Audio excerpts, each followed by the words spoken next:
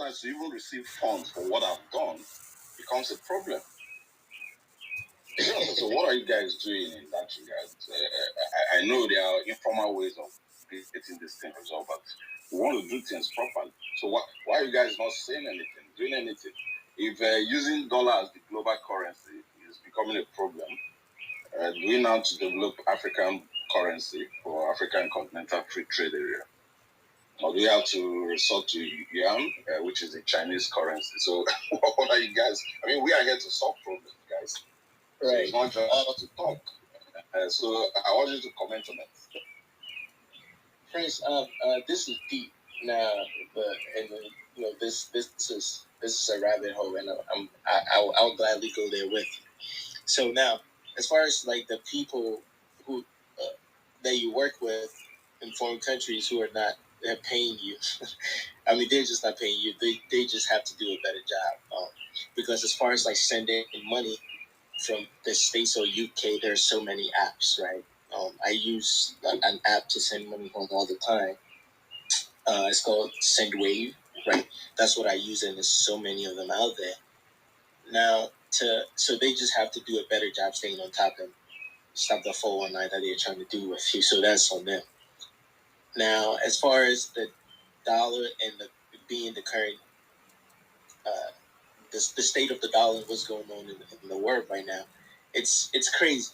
I'm not sure if you're in the United States, but the dollar's no longer, or it now has a competitor in the yen, because of some things that our leaders have done.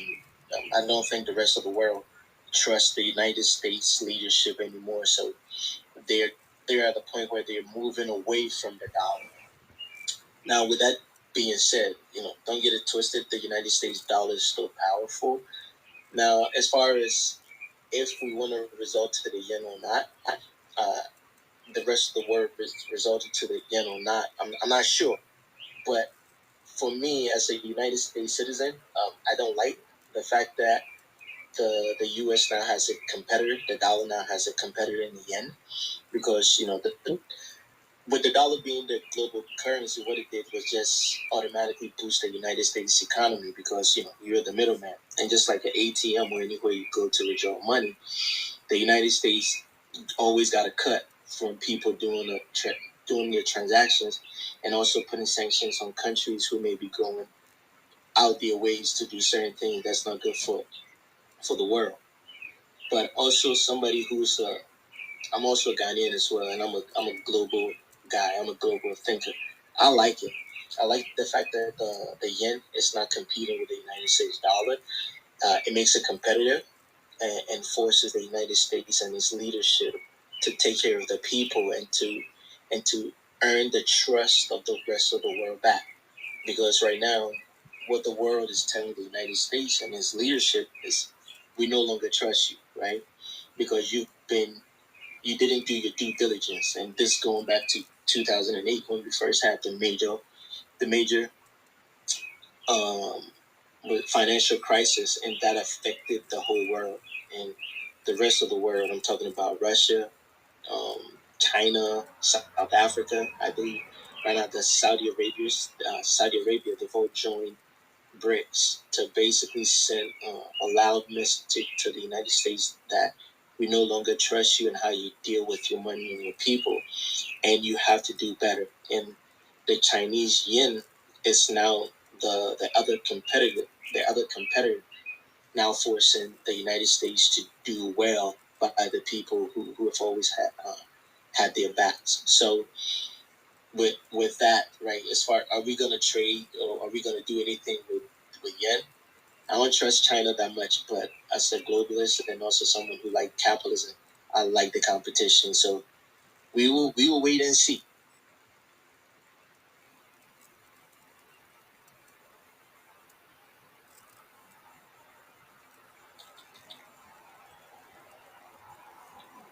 Well, okay, I guess that Prince is a bit indisposed. So I just want to thank you on Prince's behalf of the Prince. Yeah, we can hear you. Okay. Thank you, my good friend. So, yeah, just to thank Samuel. He did a good job in answering a very difficult question. Yeah, but I mean, to the point about using those international money transfer channels, you just mentioned Sendwave, for instance, or Wave. The challenge we have is that the regulators in most countries restrict the use of those channels for personal remittances. So when you engage in businesses, it becomes a different thing. Because if I have a client in Europe or America who wants to wire money to me, it's not ideal to use any of those platforms. So you use the wire transfer, which is for tax purposes, right. So that's the challenge. It's not that way for personal transfers. Or yeah, I use those on Western Union and the rest of them. Prince, can I say something? Have you ever? Your voice is cracking. Can you speak up, please, Prince? Your voice is cracking. Oh, can you hear me now? Yes, it's better now. Please, let's hear. Oh, thanks. Sorry. So I was saying that for personal transactions, we use those ones like MoneyGram, Western, and a lot of them. So, but for businesses, it becomes a different thing in time. So that's the point I'm making. But again, people are finding a way around it. There are a lot of innovative ways to deal with this. Some are even resorting to cryptocurrencies and digital currencies to solve some of these problems. But again, it's a challenge that we must acknowledge. And there was an attempt within the African Union to deal with these issues, especially as it relates to intra-African trade. But I'm talking globally now. There's always a challenge sending money to Africa. Sometimes you have to wait for 3 days. So it's not like you won't get the money, but why do I have to wait for 3-4 days to get my money? Does that apply to other continents as well? So why is this so peculiar to Africa? So that's the challenge there. I wanted to ask you. I did want to ask you about that. Like, so have you, like, the cryptocurrency? Because I know they have stable coins like USDT, like Tether and USDC. Have you ever tried sending money from one country to another just using cryptocurrency, and was it effective? Well, my reference to cryptocurrency is more of a solution. Like people have started resorting to crypto as a way to circumvent these difficulties. There are no challenges using cryptocurrency, but again, you must again face this other challenge of the volatility within that sector. And in Nigeria, for instance, the previous central bank governor came up with a regulation that you are not supposed to transact cryptocurrency through the Nigerian banks. So even if you get the stable coin, by the time you want to convert it to normal, that's to the fiat, it becomes a challenge to you. So maybe we hope that the new administration in Nigeria will do something differently. But there's a challenge in money transfer using the banks. That's what I'm talking about. The solution exists in those other informal areas, using crypto, for personal transaction using Western Union and the rest of them. But we're talking about businesses here. So, Prince, so you're in Nigeria, correct? Yes, I'm in Nigeria. I forgot to move. Right. Yes, I'm in Lagos. Yeah. So I just recently learned Nigeria went like fully digital as far as like money's concerned. So like no hard, like, so the Naira, you guys don't use like hard currency anymore? Like, what's going on there? Well, not entirely true. I have some cash here with me as we speak. So what happened was that we started this cashless policy, which is more like encouraging people to do more of digital transactions. I mean, it's working, but you also need to think about those in rural areas, those in hinterland, where internet is poor, and so they still need cash. So, but the challenge was felt more when there was some policy change in the currency. They wanted to change the color of the currency. And now they needed to withdraw the existing Naira notes and issue new ones. So that process made people to even appreciate the need for digital transaction, because the new notes were nowhere to be found. Maybe because that was the political season and the politicians needed cash to do their campaign and all that. So there was scarcity of Naira. So it was as if we were 100% digital at that point. I mean, you go to a kiosk, a small kiosk, you want to buy something less than $1, and they say, well, you have to do a transfer. So we were almost like 90% digital at that point. But that's not the case now. It's something that happened just for a period of time. But there's a drive towards cashless policy. But we still use cash and digital currency. Mr. Prince, I do have. Sorry, Samuel. Can I ask Mr. Prince a question? I don't know. Yeah, I'm also in Nigeria. Actually, I'm actually in Lagos, Nigeria. On the island, to be precise. I wanted to ask though, do you have any idea about? Because I see you and Nancy speaking on cryptocurrency and faith. Do you have any idea? I mean, have you been following up on what has been happening with one of the top exchange companies in Nigeria? That's Patricia. What do you guys have to say regarding that? I mean, since a lot of people say um, conversion of cryptocurrencies to Naira, the Naira bank transactions is not allowed, why hasn't the government gone for the CEO of Patricia? They recently got hacked. I mean, this is a story that I've been following. They recently got hacked. So, but then the feds, yeah, the feds are actually helping them to recover looted and stolen funds. What do you have to say regarding that, Mr. Prince? Well, perhaps this will be my last comment as before, so I don't seize the room entirely and start talking about other issues. My comment on your question is, cryptocurrency is not banned or illegal in Nigeria. The only thing that is not allowed at the moment is doing cryptocurrency transaction through Nigerian financial institutions. So you are allowed to own your crypto. I own some, just for the purpose of understanding that sector, because I have a few clients there as well. But there's nothing saying you cannot do that cryptocurrency business. You can own a custodial company. The question is, it's not a matter of. I mean, I'm a financial analyst, and this line that we're speaking on is my field. So, but speaking on this, owning a cryptocurrency or maybe a currency or anything like that, Patricia actually offers currency exchange. That means you exchange from whatever crypto that they are willing to exchange for you for Naira. And they've been doing this for so many years. I'm not sure they are doing it through Nigerian banking system. Maybe it could be a kind of black market operation. Because I know part of the people that run the company. Mm-hmm. I know Patricia. I know the founder. A lot of my friends work there as well. I actually own an account in Patricia. So, but the point I'm making is, it's not formal yet.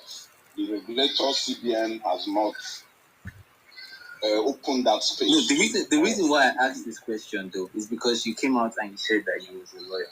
So what would you say regarding the fact that the feds at the moment are trying to help? When you say the feds, you mean our CBN? Let's use the feds, EFCC. Okay, the US Fed. Fed. Not US Fed though. EFCC, Economic Financial Crimes Commission of Nigeria. Okay. The Nigerian Police. They are helping to recover looted fake money and cryptocurrencies that were lost during the hack. What would you say regarding that as a legal advisor? I just want to hear your part. I do know everywhere. My office is somewhere in Lekki. Check my bio, it's there. If you are one of those victims who lost their crypto, I will advise you come to my office or you private chat me. Or whatever information advice I'm going to give you here is just for informational purpose. It's not binding.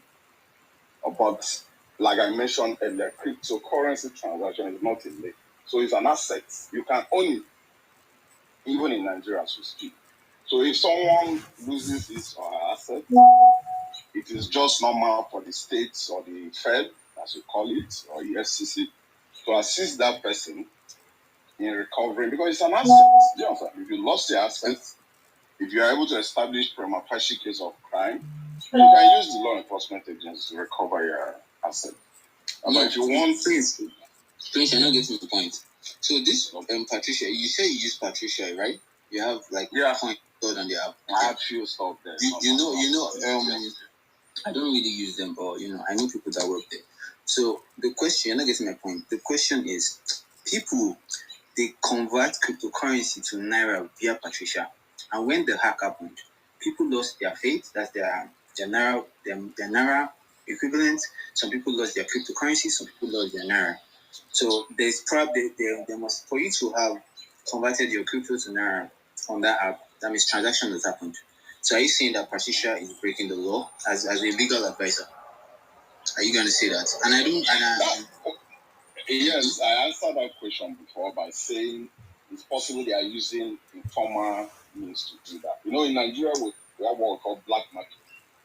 Do you understand? The black market. Then why would the economic EFCC be backing something they are totally against? Because they are actually the ones that are in the forefront of recovering all these stolen. I think Ebube, we need to have more information about this. No. It's not because this thing is all over.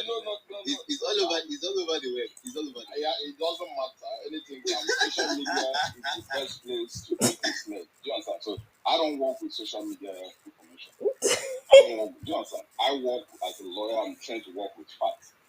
So that's actually the reason why I asked. Because I wanted to. I have so many lawyers. around. It's good. Yeah, it's good. But I just because you came off as like a legal representative, so I wanted to know your point of view. That's who I am, and I'm telling you. That's why I asked, like, what's your point of view on the situation that this young man is facing at the moment? Everybody says that everybody condemned what he was doing, and then right now everybody's trying to help you. Ebube.